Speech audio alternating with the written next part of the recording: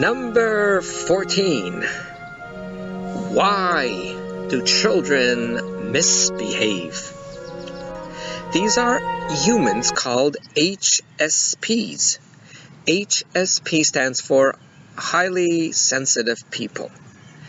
Highly sensitive people, and I happen to be one, so I know exactly what it is. I didn't have to read the book, I could have written the book myself.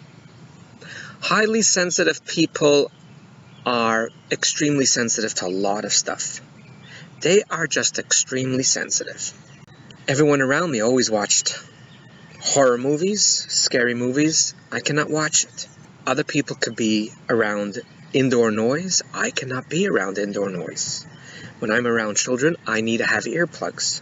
Because people don't know this, they call me Zadie, they make fun, and they poke and mock, which is totally fine.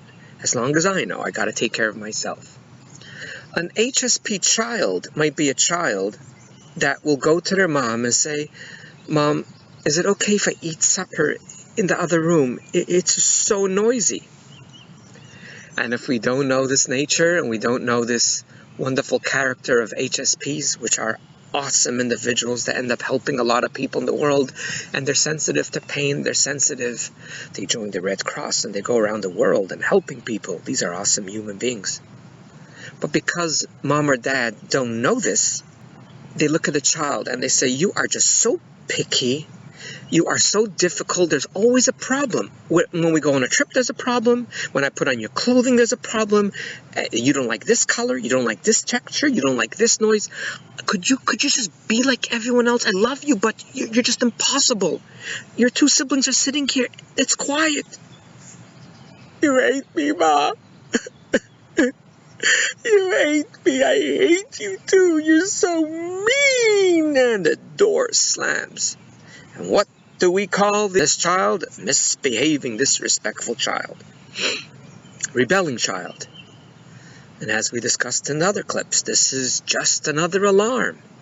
And because we do not know this, the HSP child will be sensitive to garments, to textures. I can never get close to any blanket or any garment that was wool.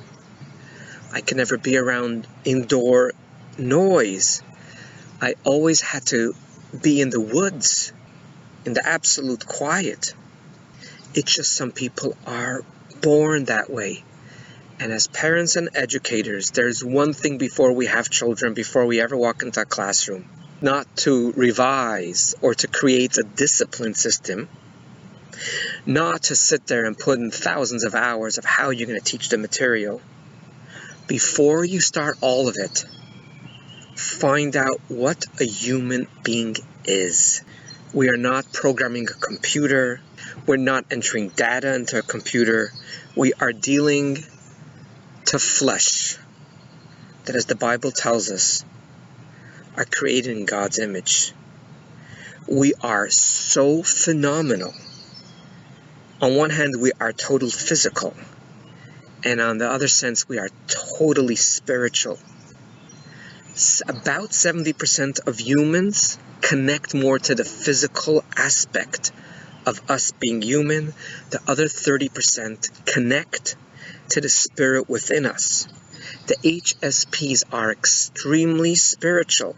These are kids that might even tell you that they have seen something white moving around the house, the ghost and other stuff. These are kids could see and feel. Their gut feeling would be way stronger than most people. These are individuals that will have a very tough time being employed by anyone. These are people that are highly sensitive for themselves, and they're extremely sensitive for others. A recent HSP told me the story, but she didn't give me permission to give her identity or name, so I won't. But this is a story that melted my heart. This is so special. She was sitting in the subway in New York City. It's so hard to even say the story without crying because this is so deep and so emotional. And she saw a woman, happened to be not even her color, was sitting on the other side. And she told me, "I saw this woman was under stress and distressed, sad. I forget if she told me if she was crying or not, but it was very noticeable. The subway had so many people there. But this person, I believe, which was an HSP. And she tells me, I know this sounds weird to me. It doesn't sound weird because she's an HSP.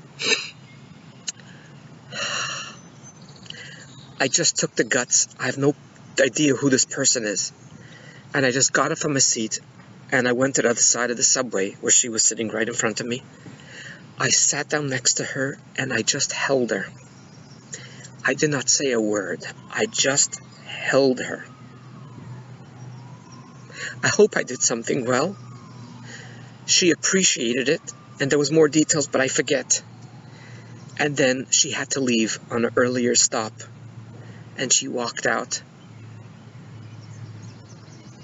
I think I spent 5 or 10 minutes just praising this young woman and telling her. The moment that she sat with a strange woman to hold her because she saw she was in pain, maybe she lost someone. Maybe she just got separated. Maybe she was just laid off. You did not spend 5 minutes with a strange woman to do kindness, I told this woman. You actually planted a seed of love and kindness for the rest of her life. She might not know you. Not she might. She doesn't know you. She might not never find out who you are. But you were so kind, and those 5 minutes will last in her heart for a lifetime. The HSPs give you a lot of stress. They do. If you don't know who they are. If you know who they are as children, you will be the most proud parent. Because you know what they're going to be like, what they are already today. Already as children, they are the one that when a child is sad in class, they walk over and put their hand on their shoulder and say, is everything okay? However, you pay a price. And let me be very, very blunt. For a dead person, you never pay a price. If you have a dead person living in your house, if I can use the word living, residing in your house, you never have to feed them, bathe them, clothe them. They never contradict you. They never act disrespectful, but that's what a dead person is. The more a child is alive, the more difficult it will be. But that difficulty is not bad. That difficulty is an awesome challenge. And we could go on and on and on. But if you go and interview the multi-billionaires, the greatest successful leaders of the world, the people that have made an impact on this world, the creators, the visionary, the entrepreneurs, go talk to them, ask them what they were like when they were children. Holy moly, you will not believe it. I'm not putting down anyone else, but the more energy and the more sensitivity to a child, the greater results you will see later on. As a teacher, I remember I didn't know all the psychology, but I knew this aspect. The more challenging a child is, the more we'll be proud of them. I was in the classroom now, since I was in grade 7 myself, when the principal one day called me out in grade 7, and for some reason he saw something in me, and he said, the grade 2 teacher's not here, could you go in to teach? True story. I looked at him like he was crazy, like I'm like 13 and a half, I'm 14, is this a joke? And I felt honor and privilege, and I said yes. I had to become very creative without any preparation, and I don't think it was a full day, but I spent a few hours looking after grade 2. So that is now close to 40 years. I look at my lovely children, my lovely students, and those that were not challenging, they're awesome people. But I call them the 9-to-5ers. They're successful, they do what they gotta do, they're kind and gentle people. The ones that you would call got under your skin, the one that challenged you, the one that asked why, the one that was what you would call needy. Those are the ones that are flying and doing things that the world is so proud of them. And definitely, I sit with tears of joy and overwhelming emotion and proud of my awesome and successful children. Enjoy the challenge. because the more challenging and the more sensitive the child is, the more fruit you will have on that tree.